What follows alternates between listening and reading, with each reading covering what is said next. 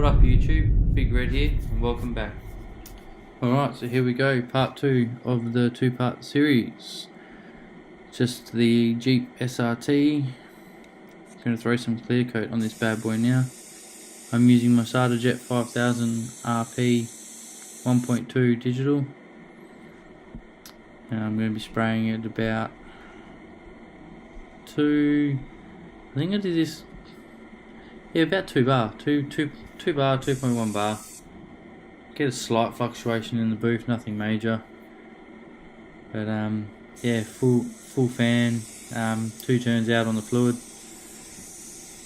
Yeah, so when I first started here, actually, this booth was shocking. You get air fluctuation like no tomorrow, but we've had the guys out and they seem to have solved the issue, so it's great. So all you can see me doing there is I've actually just closed the fan in. Sorry about the bad camera angle.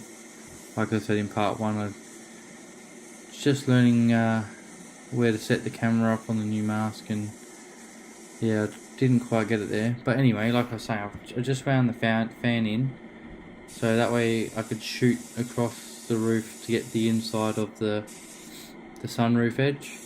A little trick most painters, well, it's not really a trick, it's just, you know, something you can do. You wind it in, the material will travel further. That's more concentrated as well, so yeah, it just helps in situations like that sometimes, or hard to reach areas that you just a bit further away. If you just wind your fan in a bit and go for glory.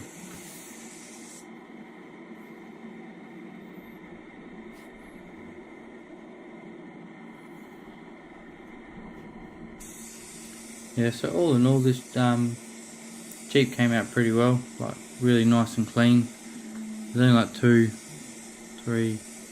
think it was three bits of crap in the roof if I counted, and be lucky if there's any more than 3 down the side of the vehicle, to be honest. I was very happy, very pleased with it. So the clear I'm using is PPG's it's the Enviro base range, LVC 136 performance clear.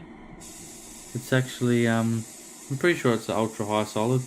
It's a very nice clear, and I'm using it with the LVT 444 thinner, which is, they call it an accelerated thinner, but it's, yeah, it does alright. I wouldn't go as far as saying it's accelerated like the old LVT 440 was. That thing was a beast, you know.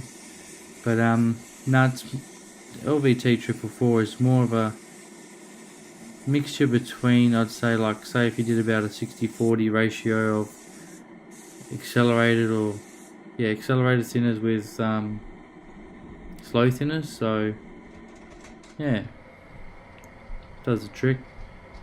It just flashes off a bit quicker, but it still stays open and fresh for longer than if you just use standard accelerated. So look, I smash it, to be honest.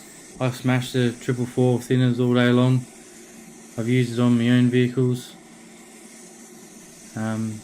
Yeah, never had an issue. So yeah. And it wasn't even really that hot when I was clearing it. Like, it was warm, don't get me wrong, but it wasn't that hot.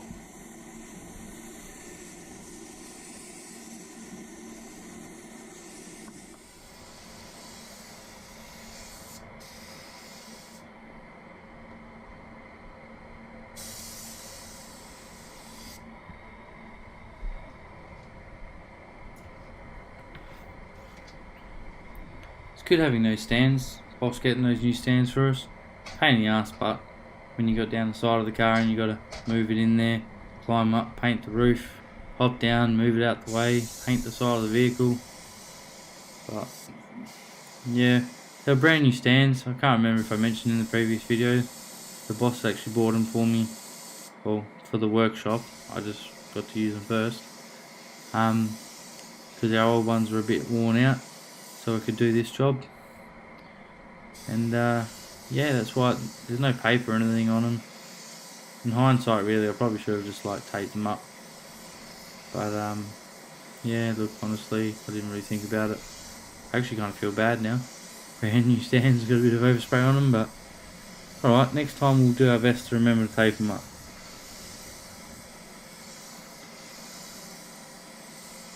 Just smashing that clear, that gun loves it. It's actually, transfer efficiency is actually pretty good. Like, I know there's a bit of overspray there, and part of that's mainly to do with the booth filters are getting due for a change, but there's not a lot of material wastage per se. I mean, it's a 1.2, it's quite a fine atomization, but transfer efficiency is pretty good. Like, I don't use a hell of a lot of clear. I think I only use just over a litre of clear for this whole job. And even colour, I do pretty well, you know. I used I think it was 1100 mils roughly. Yeah, no. Yeah, about 11. It was just over 1050 mils, because by the time I saw what was left over, it was about, yeah, so we'll say 1100 mils. That's ready for use. So that's pretty good for colour wise, I think. And yeah, clear wise is, to be honest, clear wise is about 1200 mil as well. So yeah, not too bad for 2 coats. Best thing with this clear as well is when you don't put your first coat on too heavy, so it's kind of like a tack and whack, but it's not. You do a full close coat, but just you don't need to get all guns blazing and get a ultra smooth finish straight off the bat, because the clear itself actually flows quite well. And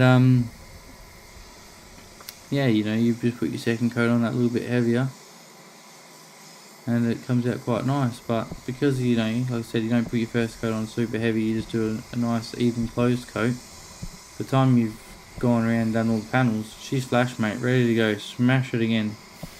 Just makes things quicker, you know, in production wise. And I mean, I love this clear. I love the PPG Enviro-based range altogether. I don't know about their primers actually. I'm still a bit iffy about their primers. More so just because I just think they're, you know, somewhat a little bit soft, but I could just be being a sook about it, really, to be honest. I think the more so, I'm used to the old like the old DP 4000 stuff like that. Nice and hard, you know. But I mean, don't get me wrong, nothing wrong with the primer. Like, I haven't had any issues. I've been using this primer for, yeah, a couple of years in total. I haven't had any comebacks or any shrinkages or anything like that from where I've had my primer, so it can't be all bad. I just find it just, you know, you just got to be a bit more particular with your prepping. Just, sometimes your blocking marks tend to stay in there a bit more, that's all. But yeah, bit of a whinge. But it is what it is. Like I said, it does the job, it works well. Not a big fan of these 3M PPS 2 pots though, to be honest. I don't know, I think the hole for them, the hole that goes into your gun or into the PPS adapter, I think it's just too big. Just find it too big, you know. And every time I go to unclip my gun, I, you know, hold the gun upside down, pull the trigger in, and twist, and it's like a race to try and flip the gun back up right before you get any drips. Maybe it's just down to technique, you know, but I preferred the older ones with the smaller hole. I didn't have an issue with them. I mean, don't get me wrong, there's nothing wrong with the cups. These cups work well, but yeah, well, I thought while I was having a bit of a whinge about the other stuff, I'll just keep whinging a bit more. So yeah, I actually I prefer the RPS cups, the SRT RPS cups. I was using them in the old shop I worked at, which one of the co-owners of this business is actually the boss, one of the bosses at the old shop. So yeah, and we used the RPS cups there, and I loved them. I thought they were great. But the fact they've got the name SADA stamped on them, they're probably, you know, pay an arm and a leg and a toe for them. But yeah, what can I say? I love SADA. I mean, I like the Vilbus too, sometimes, but I mean I sprayed the Vilbus most of my apprenticeship. I've sprayed Iwater. I actually still have an Iwater Baleria gun. You know, I've had a few different guns, but I got to my SRTs and I just never went back. I felt comfortable. I liked the way they sprayed. I found that I could use minimal material with them. I mean, it all comes down to technique and, you know, preference. I mean, you look at like Gunny, for example, and the Gunman. You know, he knows what he's doing. He's a bloody good painter. He likes his Vilbus. Nothing wrong with that. He finds that the SRTs put too much material out for him, and yeah, that's okay. He can, if he can use a Vilbus and get the job done, get the pill required, use minimal material, bloody hell, mate, keep going. Why not? Doesn't matter what gun you use, I think. As long as you can use it to the best of your ability, who cares what anyone else reckons? At the end of the day, you're the one painting, not them. So, yeah. If you haven't been over to Gunman's channel, head on over. He's got some good videos, some good tutorials. He paints solvent base. Yeah, he's a very knowledgeable man. So,